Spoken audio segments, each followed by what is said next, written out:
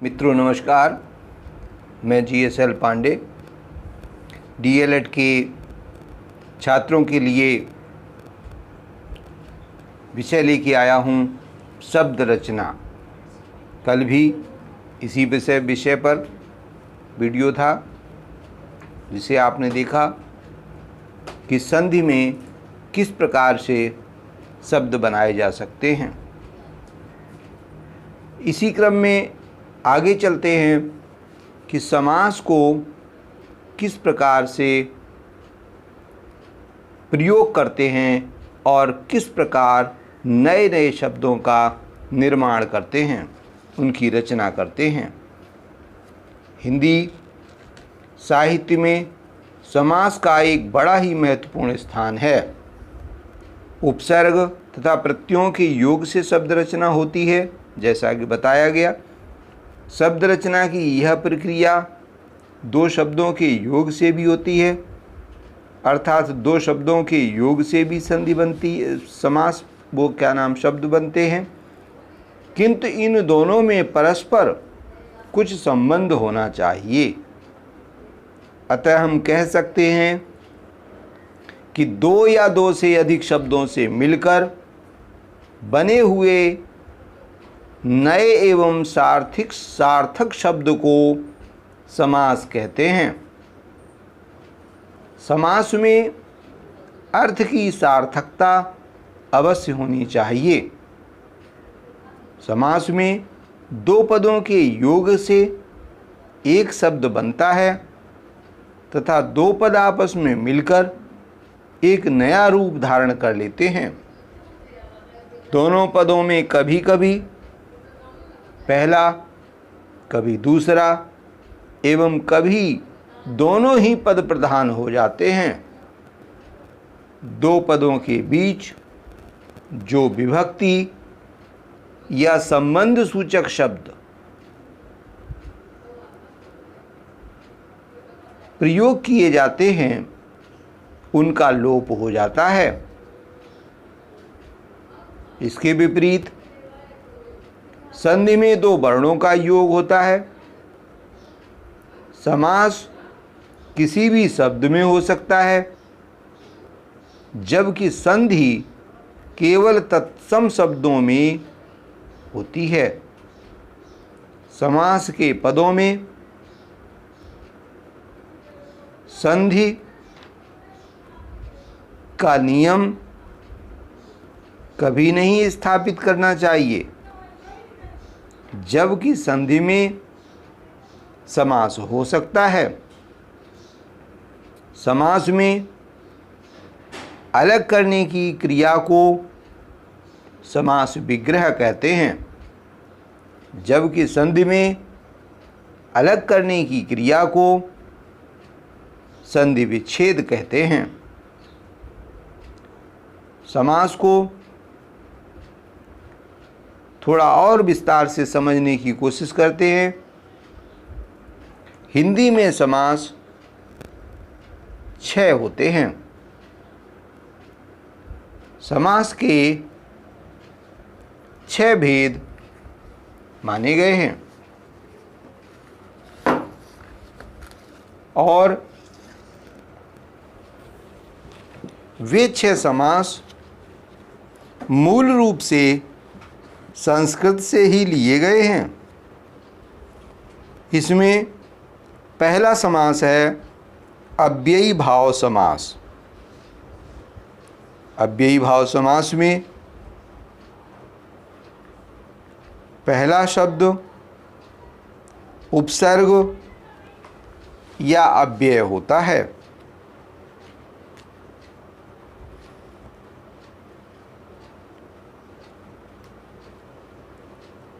जैसे एक उदाहरण है रातों रात। रातों रात इसका समास विग्रह है रात ही रात में। इसी प्रकार आजन्म, इसमें पहला शब्द आ उपसर्ग है, तो जन्म से लेकर। इस प्रकार से अव्ययीभाव समास के अन्य उदाहरण खोजें और अन्य शब्दों का निर्माण करें। इसी क्रम में अगला समास है तत्पुरुष समास। तत्पुरुष समास में प्रथमा विभक्ति को और संबोधन विभक्ति को छोड़कर, या हम इस प्रकार कह सकते हैं कि कर्ता कारक और संबोधन कारक, इनको छोड़कर किसी भी अन्य कारक का लोप होता है या विभक्ति का लोप होता है तो वहाँ पर तत्पुरुष समास होता है। जैसे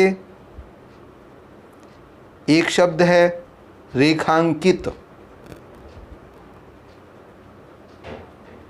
रेखा से अंकित, इसका विग्रह है रेखा से अंकित, तो यहाँ पर से चिन्ह है, अर्थात तृतीय तत्पुरुष है। इसी प्रकार हस्तलिखित, हाथ से लिखित, यहाँ पर भी तृतीय तत्पुरुष है।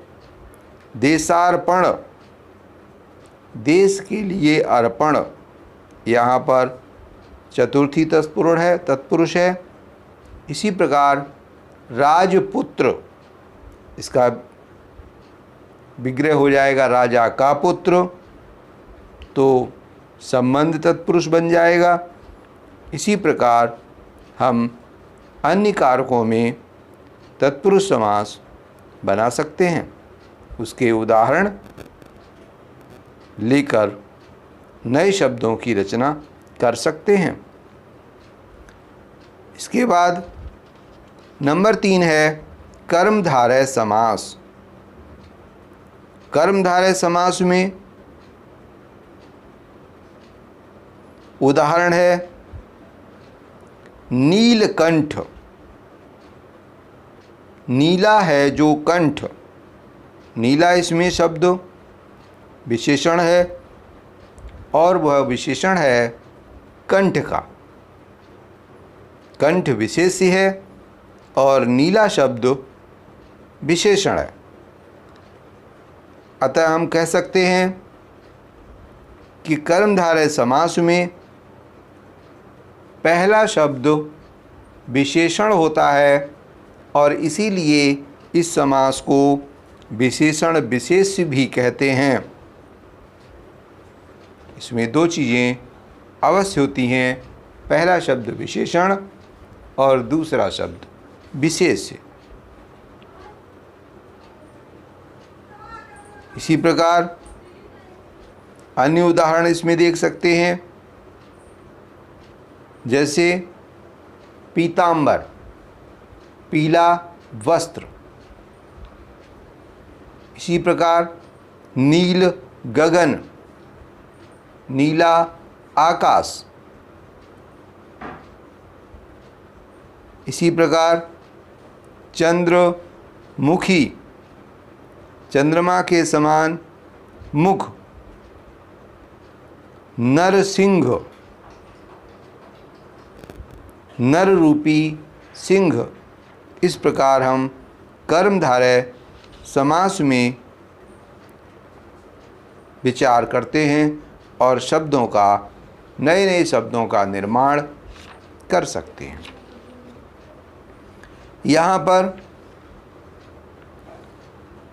एक बात और ध्यान रखनी चाहिए कि एक ही उदाहरण में समास के विग्रह के आधार पर हम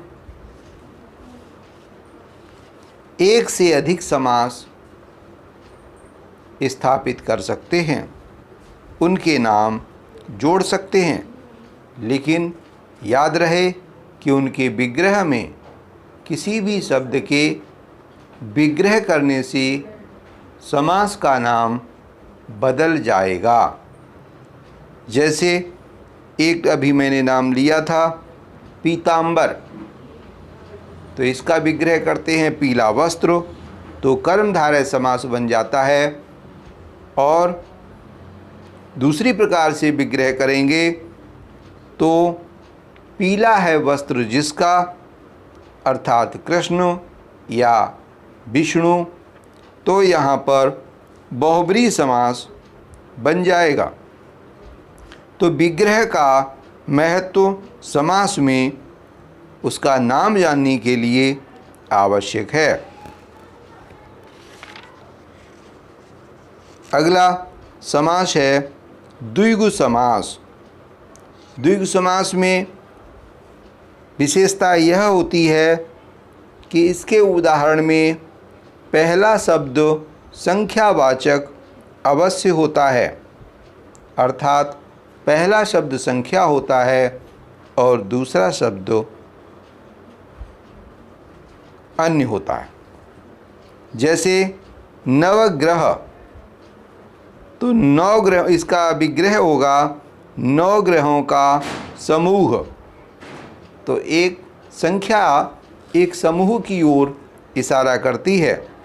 पंचवटी, पांच वटों का समूह, समूह को हम समाहार भी कहते हैं, तो इस प्रकार हम कह सकते हैं पांच वटों का समाहार या समूह। नवरत्न, तो इसका विग्रह होगा नौ रत्नों का समूह या नौ रत्नों का समाहार। इसी प्रकार त्रिवेणी, तीन नदियों का समूह या तीन चोटियों का समूह। पंचामृत, इसका अर्थ है, इसका विग्रह है पांच अमृतों का समूह। आगे चलते हैं बहुब्रीहि समास। बहुब्रीहि समास में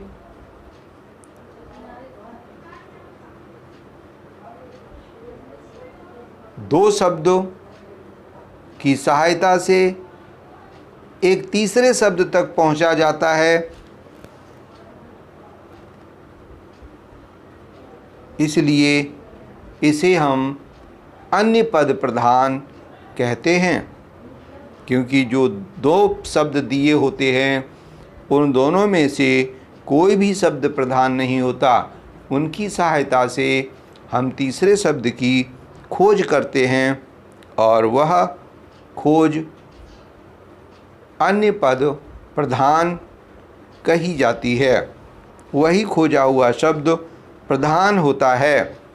जैसे दशानन, दस आनन का इसका विग्रह इस प्रकार करेंगे कि दस आनन हैं जिसके पास, अर्थात रावण। दस मुख हैं जिसके पास, अर्थात या हम इस प्रकार कह सकते हैं कि 10 मुखों को धारण करता है जो, अर्थात रावण। इसी प्रकार गजानन, गज के समान आनन है जिसका, अर्थात गणेश। या दूसरी तरह से कह सकते हैं कि गज के समान मुख है जिसका, अर्थात गणेश। इसी प्रकार लंबोदर एक उदाहरण हो सकता है कि लंबा है उदर जिसका, अर्थात गणेश।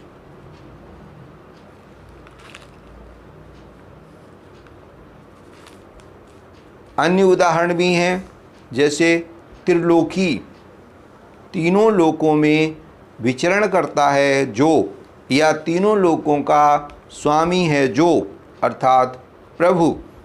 यहाँ पर बहुब्रीहि समास होंगे। अगला और अंतिम समास है द्वंद्व समास। द्वंद्व समास में विग्रह करते समय और शब्द प्राप्त होता है और समासिक क्रिया करते समय और शब्द का लोप हो जाता है।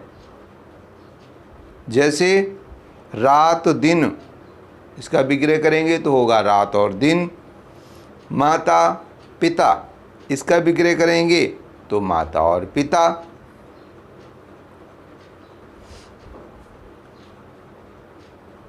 इस शब्द को, माता और पिता शब्द को परीक्षाओं में कई बार पितरौ शब्द आता है, इसका विग्रह भी होता है माता और पिता।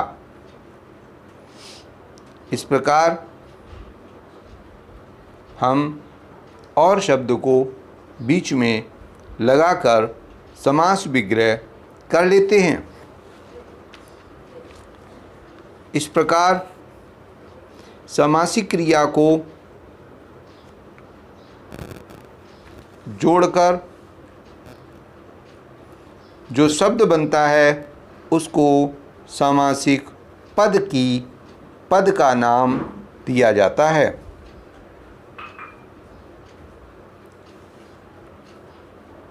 यहाँ पर पद की परिभाषा को स्पष्ट करना चाहते हैं कि जब कोई शब्द वाक्य में प्रयुक्त होने की योग्यता धारण कर लेता है अथवा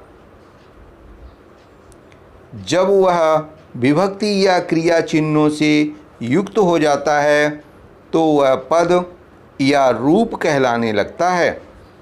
तो इसी को हम अगले वीडियो में और विस्तार से चर्चा करेंगे, पद निर्माण। तब तक के लिए